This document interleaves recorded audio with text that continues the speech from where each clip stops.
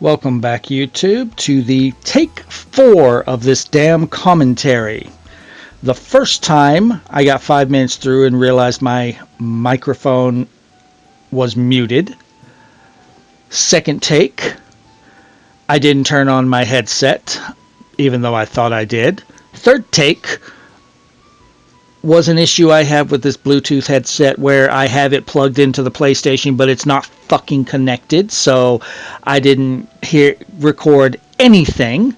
So now we're on take 4. I have verified that it's fucking working, so if it fucks up again, to hell with this shit. But anyway, we are in the port city of Saith. And in all honesty, for the first 10 minutes of this game, we are just basically wasting time, elongating the video, talking to NPCs. But we are learning a little bit of world building. So apparently Maribia has Hel-Mel, or Mel Kirk, who was one of the 4 heroes that traveled with Dine. So we know that we got someone important coming up soon. Most of the people here don't really say much of anything really important to the story.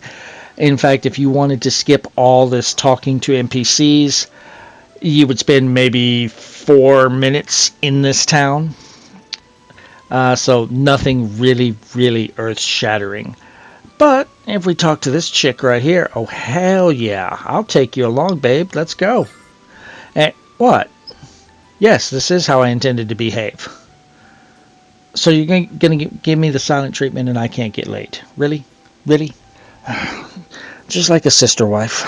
Just like a sister wife. Anyway, talk to you.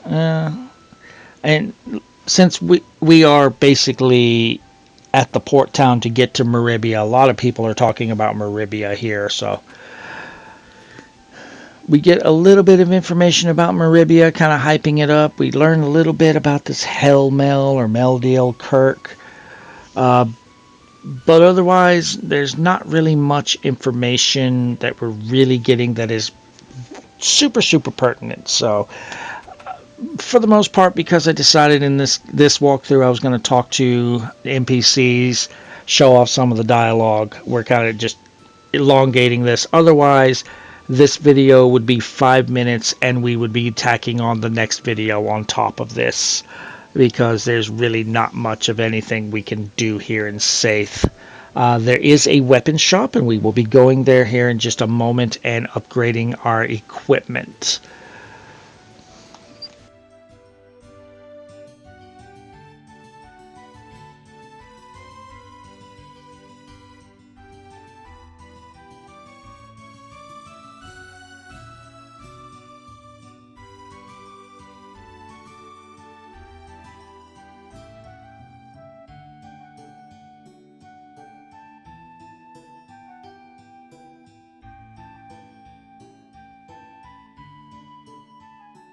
And you see, Lunar is such a bitch that she can't even let Null have fun. Really. There is nothing upstairs in this house at all, as I'm showing you here. There's just a bed there, nothing important. If you go to the other side, as I'm going to show you, there's nothing important up here either. In fact, I'd say 95% of the buildings in this town you can avoid entirely. Now this one's right next to the weapon shop. Talk to this kid. That's called Lunar. Oh, you mean Null. Sorry. I wonder what the actual line was in Japanese, because yeah, why would he be wise beyond his years? Because he called Null weird. Quit trying to flirt with my girlfriend's sister. She only wants one boyfriend, brother. And you're not a brother. And you'll never be a boyfriend. Anyway, let's head out of town. And here is the weapon shop. So we're going to go ahead and upgrade our equipment. We're going to go ahead and buy a longsword, because length does matter. And that might make Luna happy. And I cannot believe that they left that line in the game. Alright, so we'll also get 2 small bows, one for Luna, one for Ramus. So even if you did decide to give Ramus the short sword from Berg, he is now going to be long distance. Leather clothes are kinky yet comfortable. I can't believe they left that in as well. And as you can see, everyone can equip the leather clothes, but only the boys can equip the leather armor. So we'll buy leather armor for Alex and Ramus and clothes for Luna. And then we're going to go ahead and sell our equipment. Now in the original PlayStation 1 version, when you equip the new equipment, it's on their inventory still. But in this one, it gets moved to null. We're also going to go ahead and sell all these antidotes because as you saw in the last video, we don't really need to worry about conditions in this game. They don't stay with us after battle, and if it's bad enough that we do need to get rid of it, we will have other means of getting rid of conditions like poison. Wait, the ship isn't sailing? Yeah, we keep getting the running joke of Null likes fish, Ramus likes money, Luna just doesn't want us to have fun. Really? Oh yeah, Dragon Masters are hot. I never said I would marry her, Luna. She could be part of my harem, but I never said I was marrying her. Why is it impossible? We have fog glasses. It just cleared the fog for us, so... No, could you, like, keep one secret? Just one? Just one? I have a feeling that would be what happened if my cat could talk. She would just blab every secret. And it's just like, shut up. I highly doubt that, Ramus. I bet you they're going to be like places like GameStop that they will offer you next to nothing and then sell the item for like 100 times what they bought it from you for. But yeah, we don't really know all the 4 heroes to tell us. There's Dragon Master Dine, who's from Berg. Apparently he's dead. Meldiel Kirk is a Maribia. Okay. Lamia Asa is the leader of the Magic Guild of Vane. Alright. And Galleon is the premier of the city of Vane. Alright. And he was Dine's best friend. So those were the 4 heroes. 2 are in Vane, and we will be meeting Mel when we get to Maribia. Oh yeah? Why would we be looking for a singer? How do you know? I doubt she's that famous. She's never ventured out of Berg. We're a little pissant village in the middle of the mountains. No one's going to come and just see us. Well, but I bet you he may not have the statistics, but I bet you he's correct. Oh, really? So we can get some rare items there, huh? Oh, but they're expensive. All right. Yeah, you're getting your hopes up. I doubt that. So remember this house for later because there is a locked chest. So we have 3 locked chests to remember now. 1 in Berg, 1 in the Weird Woods, 1 in Saith. Here's our Althena statue to heal up. Why? Whatever you say, Obi-Wan. What, you want watered down beer? I don't know. I don't really care for any alcohol, but whatever. Alright, so... Question, how did you pay for this beer if you lost your wallet? Didn't think about that line.